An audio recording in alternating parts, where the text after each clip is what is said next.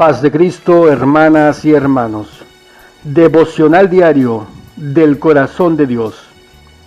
Escuchar la voz de Dios. Miércoles 2 de diciembre de 2020. Una historia, una reflexión.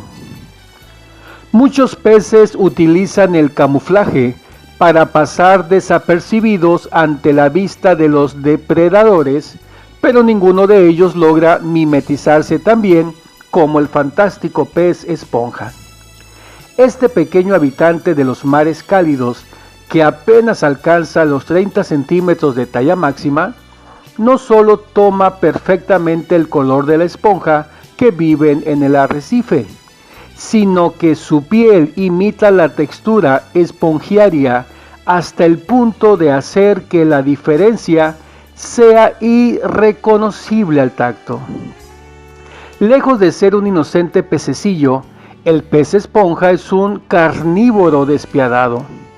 Cualquier pez pequeño que lo confunda con una esponja y pasee delante de su boca será sorprendido por un rápido movimiento que lo enviará directamente al estómago del camuflado depredador antes de que caiga en la cuenta de lo que está pasando. Hermanos y hermanas, de la misma manera como cristianos, debemos siempre recordar que nuestro enemigo espiritual, Satanás, sabe cómo disfrazarse para sutilmente engañarnos. Muchas veces caemos fácilmente en sus trampas por no tener el discernimiento necesario. Vivamos con nuestra sensibilidad espiritual bien clarificada para estar así en victoria. Mateo 4:3. Entonces llegó el diablo para ponerle una trampa y le dijo: si en verdad eres el Hijo de Dios, ordena que estas piedras se conviertan en pan. Efesios 6:11. Protéjanse con la armadura que Dios les ha dado y así podrán resistir los ataques del diablo. Segunda carta a Timoteo 2:26. De modo que se despierten y escapen de la trampa en que el diablo los tiene cautivos, sumisos a su voluntad. Palabra de Dios para hoy, promesas de Dios para ti. Las matemáticas de la nueva normalidad. Deuteronomio 4:10. El día que estuviste delante de Jehová tu Dios en Horeb, cuando Jehová me dijo: reúneme el pueblo para que yo les haga oír mis palabras, las cuales aprenderán, para temerme todos los días que vivieren sobre la tierra, y las enseñarán a sus hijos. Posiblemente al leer el texto con el cual hemos iniciado, quizás algunos se preguntan: ¿qué tiene que ver esto con las matemáticas? Y para poder entender eso tenemos que saber primeramente que la palabra matemática viene del griego matema, que significa cosas que se aprenden o estudio de un tema. Y es por eso que ahora que estamos en una nueva normalidad en nuestra sociedad, después de vivir una cuarentena, es importante que aprendamos a vivirla. ¿Cuáles son las matemáticas de la nueva normalidad? ¿Qué es lo que como familia tenemos que aprender para entrar a esta nueva normalidad? Veamos lo que nos enseña la palabra de Dios. Primero, tenemos que aprender a ser más prudentes. Proverbios 13:16. Todo hombre prudente procede con sabiduría, mas el necio manifestará necedad. ¿Qué es la prudencia? Es la cualidad que consiste en actuar con reflexión y precaución para evitar posibles daños. Ya estábamos actuando con prudencia para cuidarnos y para cuidar a nuestra familia. Pero ahora, al volver poco a poco a nuestras actividades cotidianas, tenemos que ser aún más prudentes. Tenemos que cuidarnos aún más. Tenemos que ser prudentes en nuestras acciones para cuidarnos a nosotros mismos y a nuestra familia, pero también prudentes y también responsables en nuestras acciones para con los demás. Tenemos que comprender que la prudencia no está en conflicto con la fe en la vida de un cristiano, sino que son complementarias, pues un cristiano tiene que ser una persona de fe, de sabiduría y de prudencia.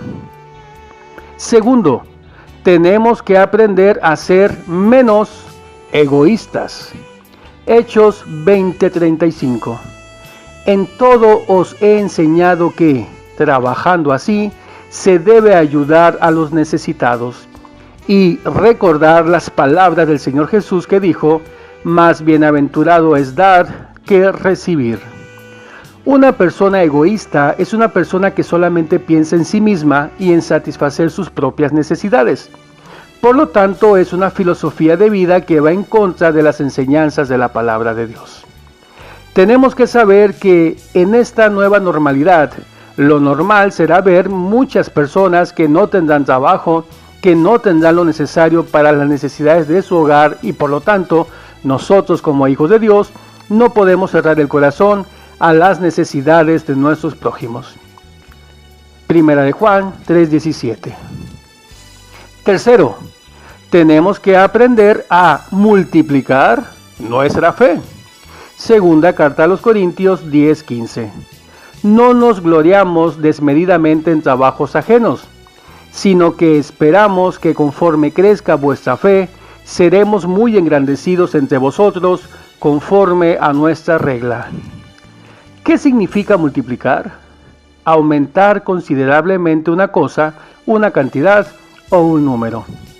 Este versículo que hemos leído nos muestra que la fe puede crecer, se puede multiplicar y esta nueva normalidad, aún en medio de una pandemia, significa que aún vamos caminando por el valle de sombra de muerte y eso significa que tenemos que aprender a confiar y a depender más de nuestro Dios. Pero, ¿cómo crecer nuestra fe? Nuestra fe crece mientras más crece nuestra comunión con Dios, mientras más conocemos a nuestro Dios. Segunda carta a Timoteo 1:12. Por lo cual asimismo padezco esto, no me avergüenzo, porque yo sé a quién he creído, y estoy seguro que es poderoso para guardar mi depósito para aquel día. Cuarto, tenemos que unir ya, no más dividir. Primera carta a los Corintios 1:10. Os ruego pues, hermanos, por el nombre de nuestro Señor Jesucristo, que habléis todos una misma cosa, y que no haya entre vosotros divisiones, sino que estéis perfectamente unidos en una misma mente y en un mismo parecer. Lo hemos dicho antes y lo volvemos a decir. Unidos somos fuertes, divididos no logramos hacer nada. La sociedad está demasiado dividida por situaciones políticas como para que nosotros los cristianos nos dividamos también por esas causas. Como hijos de Dios tenemos que dejar nuestras diferencias de pensamiento, de política, etc. y unirnos bajo una sola bandera, la bandera del reino de Dios. Éxodo 17:15. Y Moisés edificó un altar y llamó su nombre Jehová Nisí. Si nos unimos todos como pueblo de Dios, si juntos clamamos, si juntos oramos, así como cayeron las murallas de Jericó, también esta pandemia será vencida en el nombre de Jesucristo.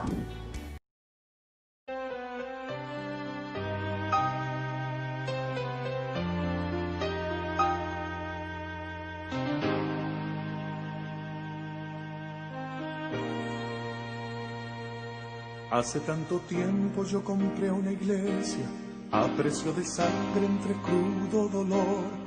Hace tanto tiempo que envié a mi hijo para rescatar lo que se perdió. Hace tanto tiempo que estoy deseando esa humilde entrega de un adorador que solo se postra ante mi presencia y no a las ofertas de una posición. Hace tanto tiempo que estoy deseando que muestre mi imagen, que es la del amor, que no se confunde entre tanta gente, que sea distinta solo como yo, que no se divida como suele a veces, entrando en contiendas y en discusión, buscando alcanzar ser más grande que el otro, Si en el universo el grande soy yo quiero una iglesia que me dé la gloria y procure la unión. Yo quiero una iglesia que sane al herido, que rompa cadenas, liberte al cautivo, que aclare la mente al que está confundido y que hable verdad. Yo quiero una iglesia que con su mirada le brinde esperanza al alma angustiada. Yo quiero una iglesia que sane la herida de la humanidad. Yo quiero un rebaño donde mis ovejas se sientan seguras y llenas de paz, donde mi palabra sea su alimento, allí quiero morar.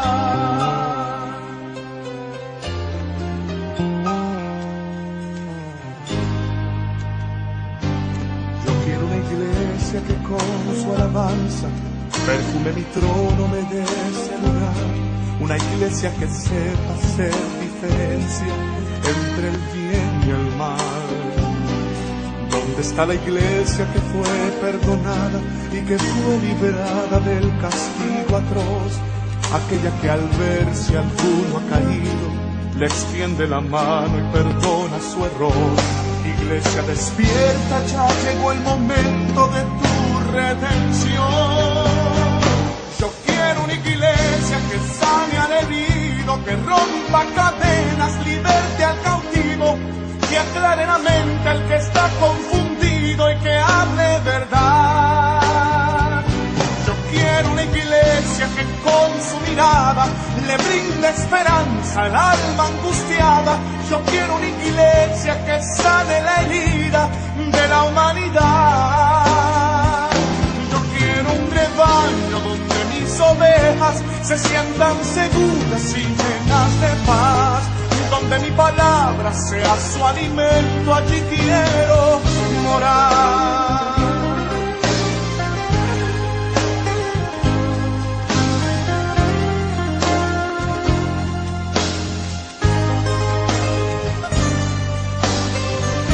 Yo quiero una iglesia que sane al herido, que rompa cadenas, liberte al cautivo, que aclare la mente al que está confundido y que hable verdad. Yo quiero una iglesia que con su mirada le brinde esperanza al alma angustiada. Yo quiero una iglesia que sane la herida de la humanidad. Yo quiero un rebaño donde mis ovejas se sientan seguras y llenas de paz, donde mi palabra sea su alimento, allí quiero morar.